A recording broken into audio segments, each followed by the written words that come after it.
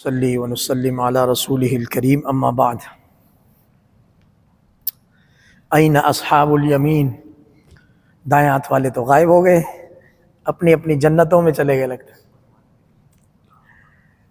N اصحاب الیمین،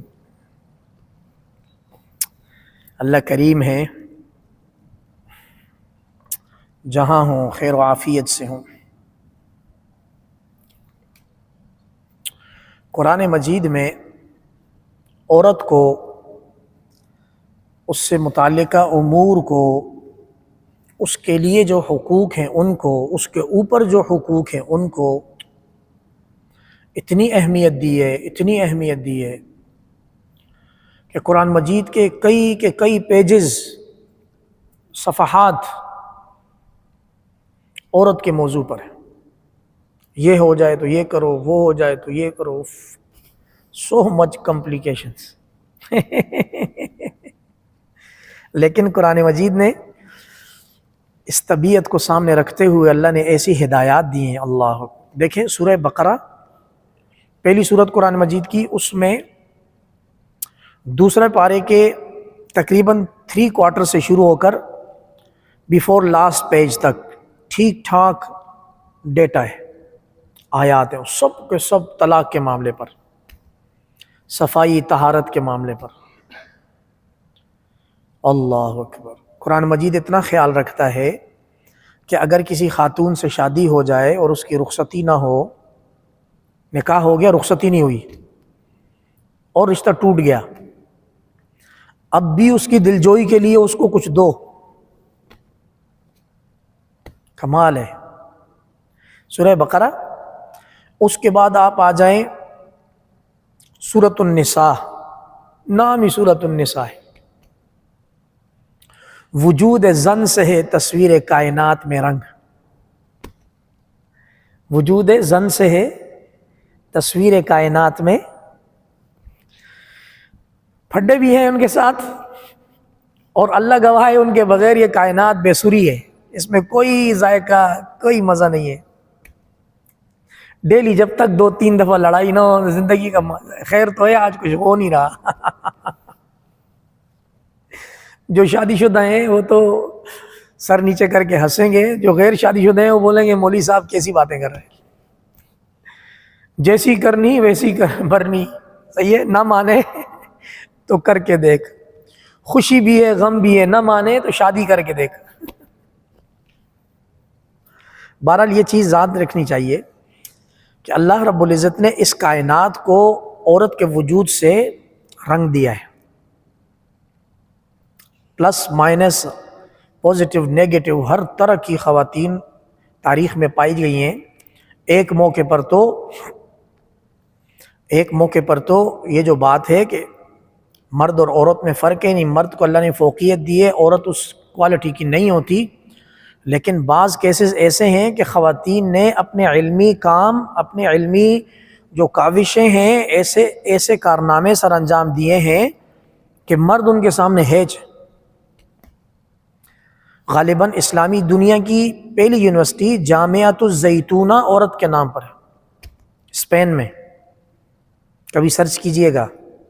یہ اندلس، یہ ساری کی ساری فتوحات سے پہلے ایک یونیورسٹی قائم ہوئی تھی جس کے اندر سے انگریز نے مسلمانوں کے فنون چرائے ہیں۔ ہمارے پھڈے شروع ہو گئے، کیا حلال ہے کیا حرام ہے، ٹھیک ہے، ہم ان چیزوں میں پڑ گئے اور وہ آ کر کام کی چیز لے گئے، پھر ہارورڈ اور آکسفورڈ اور یہ چیزیں سب اس کے انڈے بچے ہیں۔ تو اسلامی دنیا کی فتوحات کے بعد جو سب سے پہلی یونیورسٹی ہے وہ عورت کے نام پر ہے، اور اس کی بڑی تاریخ ہے، اس عورت کے بڑے کارنامے ہیں۔ پھر سب سے بڑھ کر حضور علیہ السلام کی اتنی زیادہ ازواج مطہرات کہ حضور کی زندگی کا ایک پہلو بھی امت سے چھپا ہوا نہیں ہے۔ مسجد نبوی کی زندگی صحابہ نے، اور حجرات اور گھروں کی زندگی ہر ایک زوجہ مطہرہ نے نوٹ کر کے حدیث کی صورت میں امت کو احسان کیا۔ حضور علیہ السلام کی رحلت کا واقعہ اما عائشہ صدیقہ روایت کرتی ہیں ساری امت کو پتہ چلتا ہے۔ حضور علیہ السلام کی نبوت کا واقعہ پہلی رات کا جناب خدیجہ روایت کرتی ہیں۔ چنانچہ اللہ رب العزت خالق کائنات ہیں، ان کو پتہ ہے کون سی جوڑیاں کیسے بیٹھیں گی، اس لیے اللہ نے مرد اور عورت کو پیدا کیا ہے۔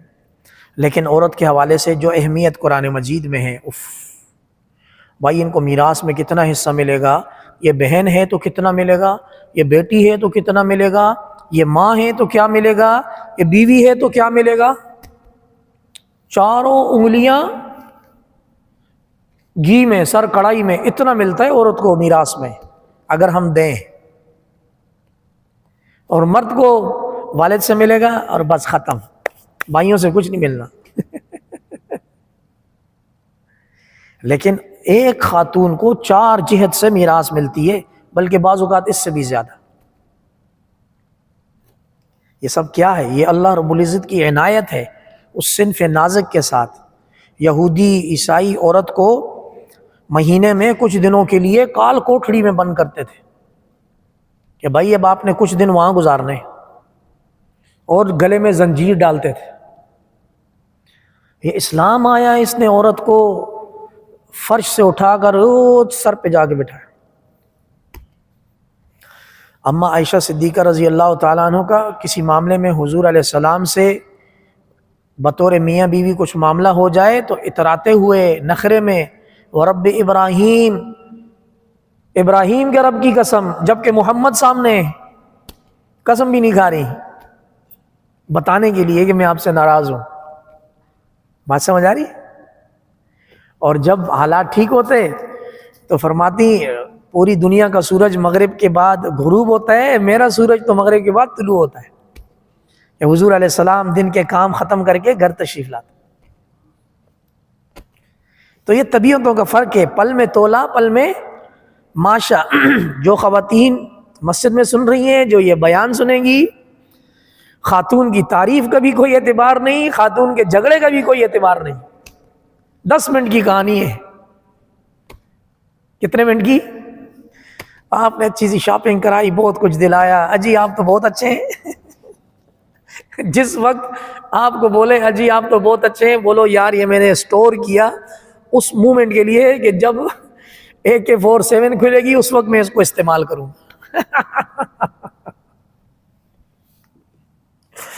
موسٹ ایکسپیرینس لوگ بیٹھے ہوئے ہیں، کوئی 60+ ہے، کوئی کیا ہے، کوئی کیا ہے، ہم تو ابھی چھوٹے ہیں۔ لیکن عورت کے ساتھ معاملہ یہ ہے، چاہے امام مسجد ہو یا مقتدی مسجد ہو، سب برابر ہیں۔ تو یہ طبیعت میں اتنا فرق ہے، تبھی اللہ رب العزت نے مرد کو قوام بنایا یا نگران۔ آپ وہ طلاق کا اختیار آپ کے پاس ہے۔ سوچو ذرا، اگر بائی برتھ طلاق کا اختیار عورت کے پاس ہوتا، دن میں 2 کروڑ طلاقیں ہوتی، 2 کروڑ طلاقیں۔ صحیح ہے؟ یہ اللہ رب العزت کی اب شان ہے کہ جوڑا بنایا، جوڑا بنانے کے بعد سپروائزر مرد کو بنا دیا۔ بھائی آپ دیکھنا ذرا، میں بہت سارے ایسے کیسز کا وٹنس ہوں، نکاح کے معاملے میں براڈ مائنڈڈ لوگ آتے ہیں، بولتے ہیں امام صاحب ہم نے نکاح نامہ پڑھنا ہے، اپنی بچی کو پڑھانا ہے۔ ارے بھائی ارینج میرج ہے یا لو میرج ہے؟ لو میرج ہے۔ اچھا جی، پیرنٹس مجبور ہیں، بہت برا حال ہے، معاشرے کا اتنا برا حال ہے مت پوچھو۔ اس مسجد میں یہاں پر وہ مرے پہ اتنا پریشر آتا ہے، وہ جو میرج ہالوں میں وہ پھول کی لڑی لگتی ہے، ادھر دلہن بیٹھتی ہے، ادھر دولہا بیٹھتا ہے، اور نکاح کے فوراً بعد جو ایک دوسرے کو چومنے والا معاملہ شروع ہو گیا ہے، بے حیائی کی حد ہے۔ جو چیزیں تنہائی میں کرنے کی ہیں وہ آپ لوگوں کے سامنے دکھا رہے ہو، تو تنہائی میں تو لڑو گے۔ جو پیار محبت آپ لوگوں کے سامنے دکھا رہے ہو تو تنہائی میں کیا کرو گے؟ لڑائی ہے پھر۔ تو خیر کچھ پیرنٹس میرے پاس آتے ہیں، امام صاحب آپ ہمیں نکاح نامہ دے دیں۔ اس کو میں الگ کر کے سمجھاتا ہوں، بابا آپ کی بیٹی کی شادی اللہ خوشیوں سے آباد رکھے، نکاح نامہ لے جاؤ پڑھاؤ، لیکن اس میں جو ریڈ زون ہے نا، جو غلط شرائط ہیں وہ اوکے نہیں کرنا۔ آپ شوہر کو باندھنا چاہ رہے ہیں، اصول میں کلوز میں آپ مہر کے نام پر باندھ دیں، ماہانہ نفقہ لکھوا دیں، بہت سارے کام کر دیں، لیکن تفویض طلاق کا اختیار کہ جیسے مرد کو طلاق دینے کا حق ہے ایسے عورت کو، تو یہ گھر چلے گا نہیں، اور دے دے گی 2 منٹ میں۔ عورت تو آئے دن بولتی ہے میں نے جب سے شادی کی ہے کبھی خوشی دیکھی ہی نہیں ہے جب سے میری آپ کے ساتھ شادی ہوئی ہے میں نے کوئی خیر کا کام تو دیکھا ہے، میری تو زندگی اجیرن ہو گئی۔ سنے سنتی ہے، میں ڈرتا تھوڑی ہوں، ہاں جاؤں گا گھر کو جیسی بھی ہے انشاءاللہ، آیت الکرسی پڑھ کے جاؤں گا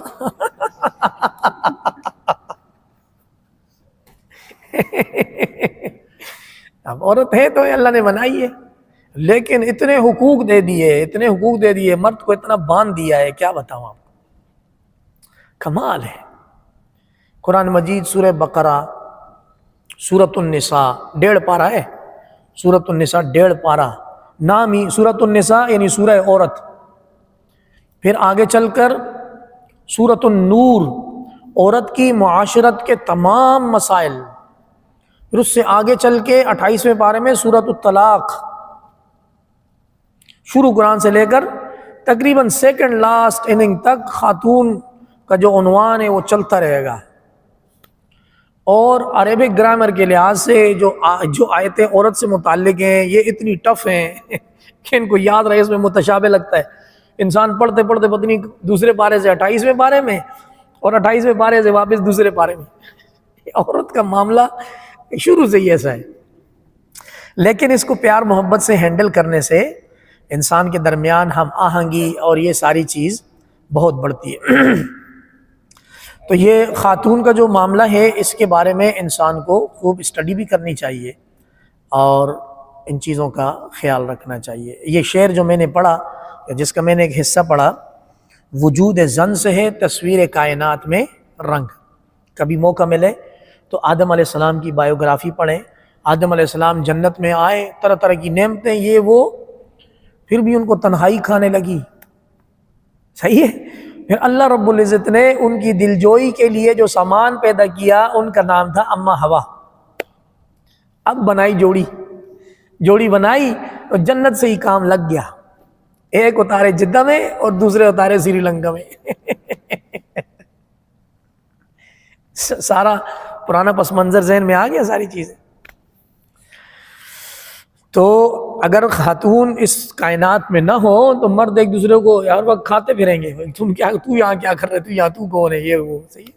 اللہ رب العزت نے بیلنس بنا کر رشتے بنائے، جوڑیاں بنائی، اور پھر مرد اور خاتون کا حلال ہو کے ایک ساتھ زندگی گزارنے کو اللہ پاک نے اپنی نشانی بتایا کہ یہ ہماری نشانی ہے کہ 2 مختلف مزاجوں کو ہم ایک چھت کے نیچے جمع کر کے رکھتے ہیں، ورنہ 2 ہم مزاج لوگ بھی زیادہ دیر تک ایک آرگنائزیشن میں کام نہیں کر سکتے، ایک ڈپارٹمنٹ میں کام نہیں کر سکتے، ایک پروجیکٹ پہ کام نہیں کر سکتے، اختلاف ہو جاتا ہے۔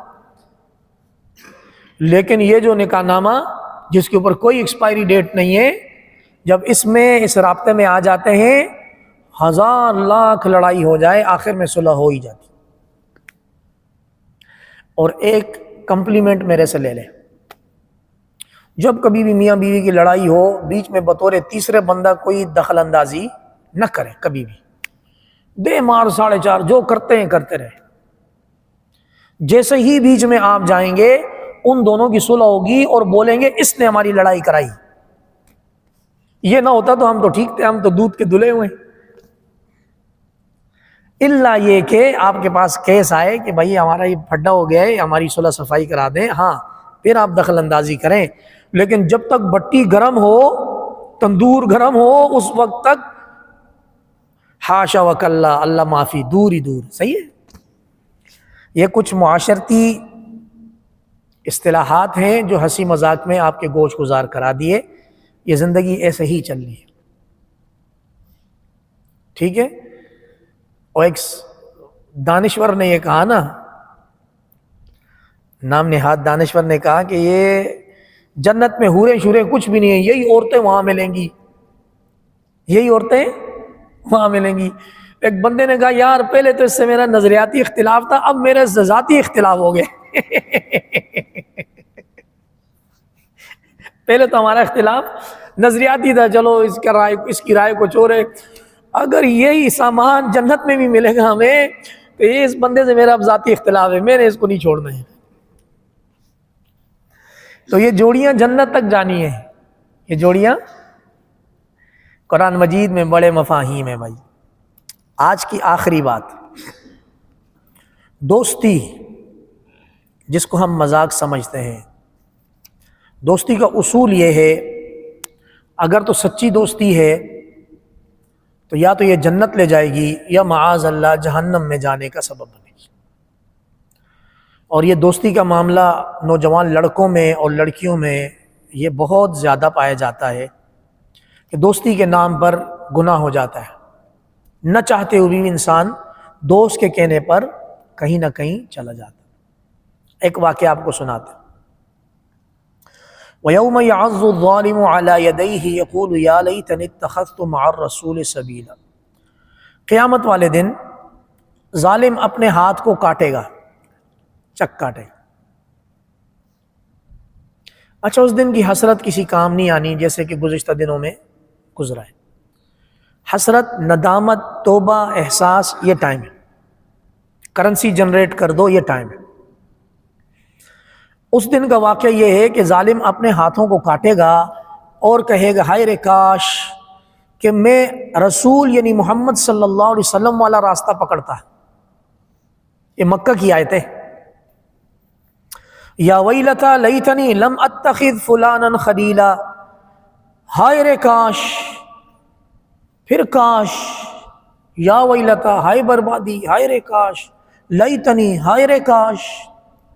اب حسرتوں کے ڈول اپنے اوپر ڈالے، فائدہ نہیں ہے۔ قرآن مجید میں اللہ پاک کا احسان ہے کہ اللہ پاک نے کیس اسٹڈی آؤٹ کر دیا کہ یہ ہونا ہے۔ کیا ہونا ہے؟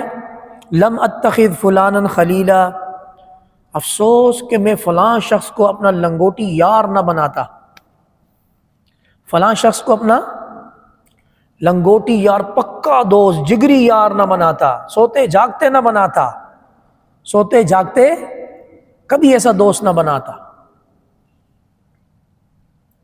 کیوں؟ لقد اضلنی عن الذکر بعد اذ جاءنی، جب نصیحت میرے پاس یعنی قرآن، محمد، ساری چیزیں میرے پاس آ چکی تھی تو اس دوست نے مجھے صحیح راستے سے بھٹکا دیا۔ وَكَانَ الشَّيْطَانُ لِلْإِنسَانِ خَذُولًا، اور شیطان کی تو شان یہ ہے کہ یہ انسان کو رسوا کر کے چھوڑے گا۔ کمال ہے، کوئی اس میں شبہ، کوئی ڈاؤٹ قرآن مجید نہیں چھوڑتا، اتنے کھلے الفاظ میں سمجھا کہ یہ دوستی شیطانی دوستی ہے۔ دو ایسے دوست جو نیکی کے نہیں ہیں، ان میں تیسرا شیطان ان کو رسوا کر کے چھوڑے گا، چاہے دنیا میں اللہ بچائے، چاہے موت کے وقت اللہ بچائے، چاہے آخرت میں حساب کتاب کے وقت۔ اس کا پس منظر یہ ہے کہ عقبہ بن ابی معیط سرداران قریش میں سے تھا، اور یہ غزوہ بدر میں پھڑکایا گیا، ٹھیک ہے، اور یہ ابو جہل سے بڑا سردار تھا۔ اس نے ایک دن حضور علیہ السلام کی کھانے پر دعوت کی۔ اس نے کہا کہ محمد آپ آئیں ہمارے پاس کھانا کھائیں۔ حضور علیہ السلام نے فرمایا میں ایک شرط پہ کھانا کھاؤں گا کہ تو ایمان لائے گا، تو ایمان لا، میں تیری دعوت کھاؤں گا۔ حضور علیہ السلام کے لیے آج ہم نے پڑھا ہے لعلک باخع نفسک الا یکونوا مؤمنین، اے میرے محبوب شاید آپ اپنی جان دے دیں گے کہ یہ ایمان نہیں لا رہے، یعنی اتنی حرص، اتنی طلب کہ کھانے پینے کو بھی ایمان کے ساتھ اٹیچ کر۔ اور اتنا بڑا سردار اگر ایمان لائے گا تو اس کے تو سارے چیلے اور سب ایمان لے آئیں گے۔ تو حضور علیہ السلام نے اس کی دعوت کو اٹیچ کیا کہ آپ ایمان لے آئیں تو میں آپ کی دعوت کھاتا ہوں۔ اس نے کہا جاؤ بھائی، میں کھانا ہی نہیں کھلاتا آپ کو، میں آپ کو کھانے کی دعوت دے رہا ہوں، آپ مجھے ایمان کی دعوت دے رہے ہیں، جاؤ بھائی میں کسی اور کو، جاؤ امیہ بن خلف آپ آؤ یار کھانا کھاؤ۔ اور امیہ بن خلف ایک الگ لیول کا سردار تھا، مشرک تھا مکہ کا بڑا۔ حضور علیہ السلام وہاں سے افسردہ ہو کے چلے گئے، اور امیہ بن خلف نے اس کا کھانا کھایا، یہ دو کافروں نے معاملہ ختم کر دیا۔ اب ان کے پاس نبی آیا، نصیحت لے کر آیا، ایمان کی دعوت لے کر آیا، سب کچھ کیا، لیکن یہ دوستی کروائی شیطان نے۔ اب قیامت والے دن شیطان ان دونوں کو رسوا کر کے چھوڑے گا۔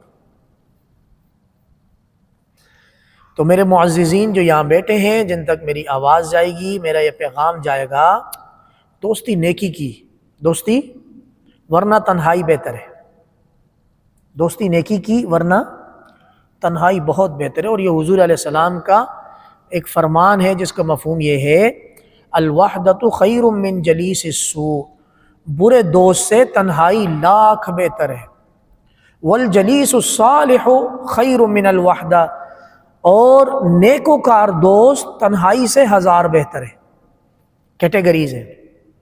دوستی اگر غارت کر کے جہنم کی طرف لے جا رہی ہے، ہلاکت بربادی کی طرف، سیدھے راستے سے ہٹا کے اللہ کی ناراضگی کی طرف لے جا رہی ہے، ایسے دوستی ختم بھائی، تیرا راستہ الگ میرا راستہ الگ، تنہائی میں بیٹھ جاؤ۔ اور اگر کوئی نیک صالح دوست میسر ہے جو کہ خیر کا کام، خیر کی دعوت میں آپ کو ساتھ رکھے گا، اب تنہائی بہتر نہیں ہے، اس دوست کا ساتھ دینا لازمی ہے۔ اور پھر میں آخری بات کہوں، یہ جو دوستیاں ہیں جاب کی، فیلڈ کی، بزنس کی، راستے کی، ان کو معمولی نہ سمجھیں، ان پہ نیکی پہ غالب رہیں۔ آپ کو غالب ہونا چاہیے۔ آپ کا اگر دوست ہے اس کو نیکی میں پہل کریں آپ، ورنہ وہ آپ کو ہائی جیک کر کے کہیں اور لے کے جائے گا۔ یاد رہے گی یہ بات۔ ہمیشہ اللہ کریم ان ہدایات پر عمل کرنے کی توفیق عطا فرما دے۔ وآخر دعوانا ان الحمد للہ رب